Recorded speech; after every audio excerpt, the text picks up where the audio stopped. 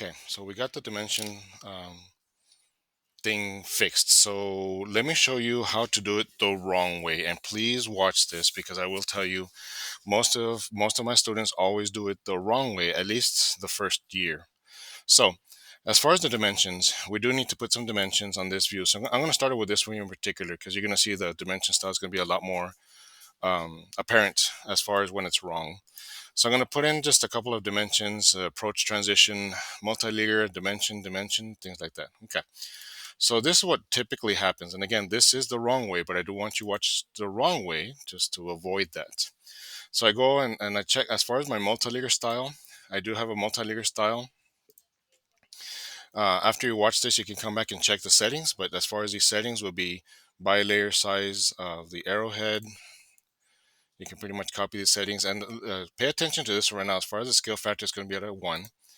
And then everything else here, we can just kind of set these settings correctly. As a matter of fact, even the right attachment should be to the middle of top line. You can adjust that, but the middle of the top line for now would be good. Okay. And then make sure that that is your current style, the standard one. And that comes with Civil 3D. So any of the Civil 3D drawing you'll see will have that style. Just need to modify it and adjust it. Make sure you match my settings here. Set current. Okay. So this is what happens a lot. The student goes and places a dimension, places in there, and it calls it pretty much like how it says on the drawing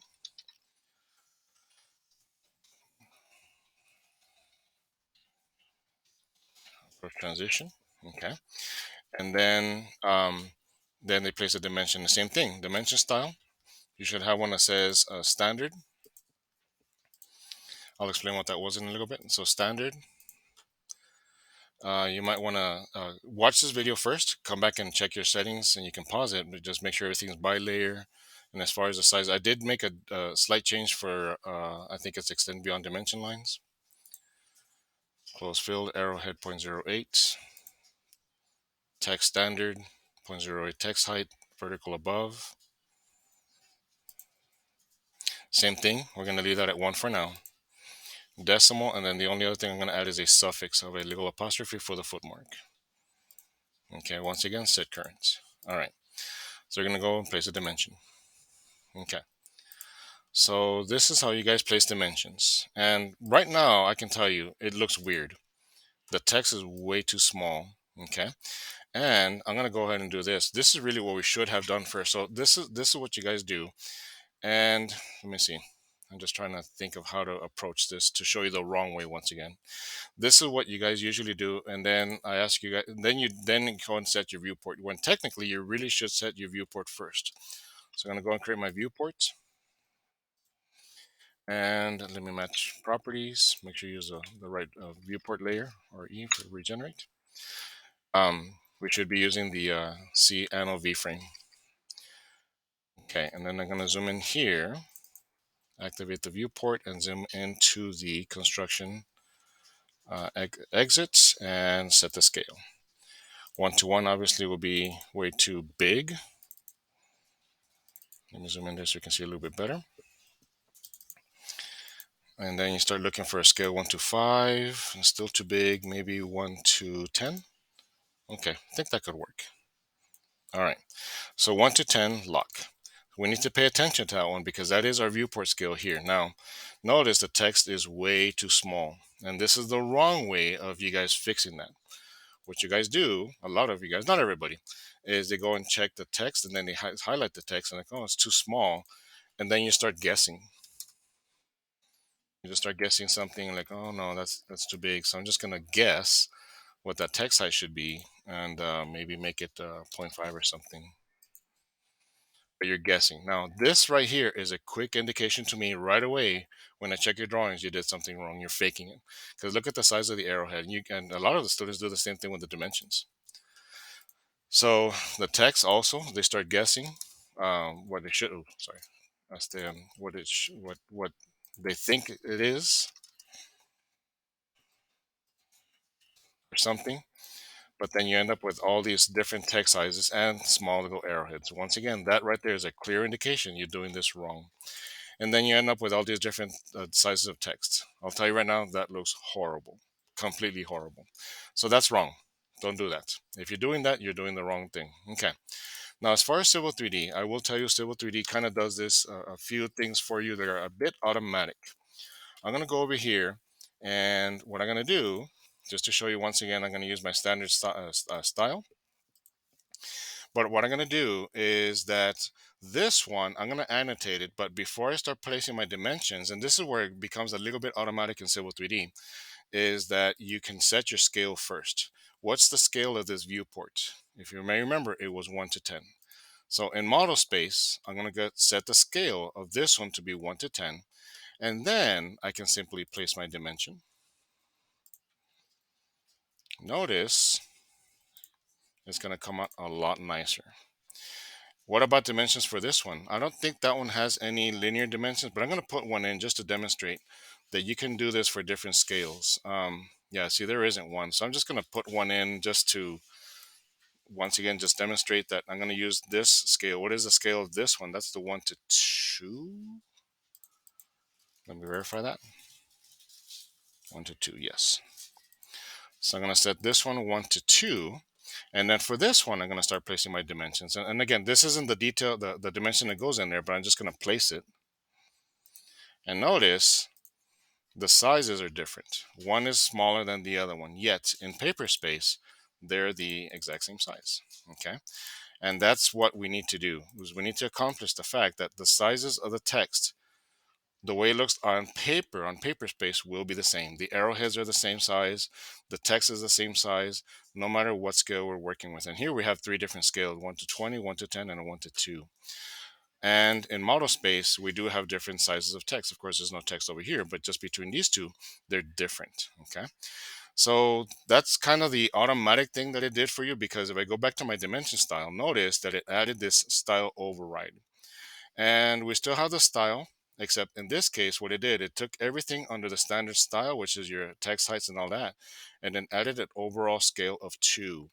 So it did that automatically for you. That's a Civil 3D thing only. It's still within the AutoCAD, but that's a Civil 3D thing. So in AutoCAD, hopefully I don't confuse you too much. What you should have done in AutoCAD, not here in Civil 3D, but in AutoCAD, is you would have had to set this scale factor yourself, 2 or 20 or 10. And you might even have to create different styles. In other words, taking this one, right click, create a new one, or you can make you can make a new one based off the standard. And let's say you're going to make one for the a different a different scale factor. Okay. I would probably, for me, like let's say I needed one with a scale factor of 5. I would make one called standard 5, continue. And to that standard 5, everything stays the same except that scale factor. The only thing is you got to make sure that you understand that you're going to use that scale factor for the standard 5 only. Okay. I'm not going to do that right now, but and why 5? Because I'm just going with whatever scale factor. If you need one for 10 or 20, but that's for future reference. For now, Civil 3D once again does that for you. It applies a scale factor all within the same style. So the same style is still just a 1. The override. Now, how did it adjust the override? If I go to my properties of that dimension, that one, everything, pretty much everything you see here is the same thing you see in the dimension style, except a little bit further down, you're going to see the fit. Notice that it added a scale factor of 10 for this one. And this one is different. This one over here, it adjusted it with a scale factor, overall scale factor of 2. Okay, so it does that automatically for you. And with that being said, that should take care of the situation where we have all these weird text heights and you're having to fake it and guess. You shouldn't have to. You should not have to guess.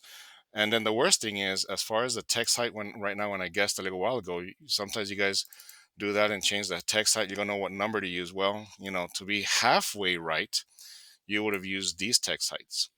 If it's a 1 to 20, 1 to 2, you would have used that text height. That would have, made the text at least uniform. The arrowheads wouldn't have changed, but that's just for future reference. Okay. So that's our dimensions. Now our multileader. The multileader is not as automatic as I would want. For example, here, let's say I put this at a 1 to 10 and I place my multileader. I need to put a multileader text in here that says, this one I think says approach transition. Okay. So let's say I go 1 to 10, multileader, place it, go to this endpoint here, and then call it approach transition.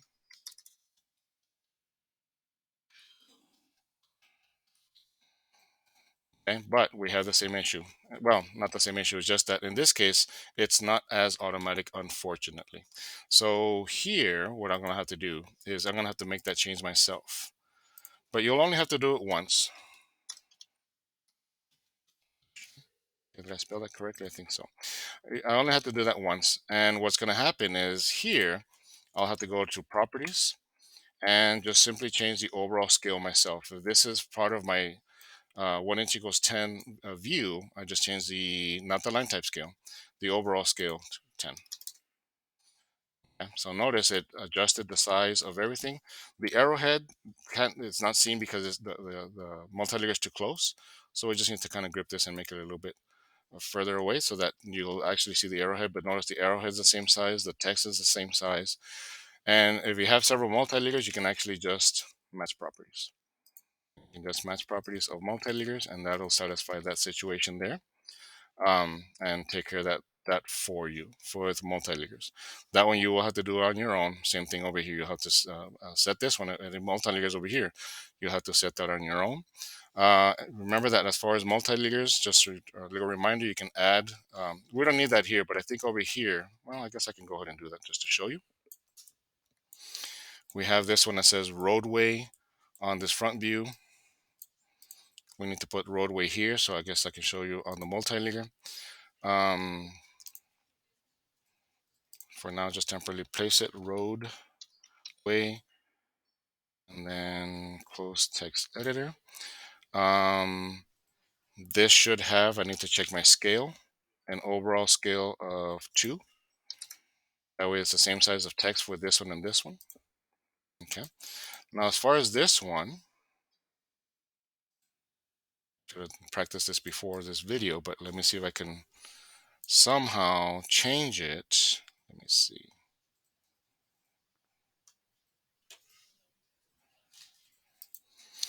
Like in this case, I'm going to change the arrowhead. Well, I guess what I can do first is maybe just rotate the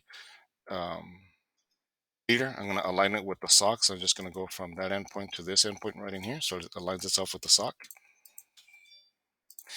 And then I'm going to go ahead, right click and add another leader on the side over here. And I can add as many as I want to, by the way. I don't need that many, but just to let you know. And then don't forget that you can also remove leaders. So let's right click remove leaders. I can remove like maybe this one and this one, for example. That's part of the multi-layer.